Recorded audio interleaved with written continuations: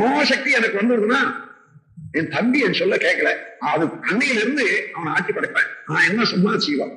அல்லது எங்க வீட்டுல இந்த மாதிரி இருக்கணும், அந்த மாதிரி இருக்கணும், அதெல்லாம் நான் செய்ய முடியும் மனோசக்தி வந்ததுன்னா. இல்ல என்னை இன்னும் ஒரு ஆளை அடிக்கடி ஏமாத்திட்டு ஒரு மாதிரியாக பேசுறான், அவன் ஒரு கை பார்த்து விடணும் என்றெல்லாம் கூட இருக்கலாம். ஆனா மனோசக்தி வந்து விட்ட பிறகு அவன்கிட்ட குற்றமே இல்லையே, அவன் வந்த வழி அது இந்த இடத்துல நிக்கிறான், அவன் பேர்ல குற்றமே இல்லை, அவனை திருத்த வேண்டியது நானும் திருத்த வேண்டியது இல்லை, அவனா திரும்பி வரணும் என்பதுதான் வருமே தவிர எதற்காக அதை பெற வேண்டும் நினைச்சோமோ அது வந்துவிட்ட பிறகு, அறிவு வந்துவிட்ட பிறகு அந்த வெளிச்சத்துல உண்மை உணர்ற போது குற்றவாளி பாவி என்று யாரும் இல்லை உலகிலே.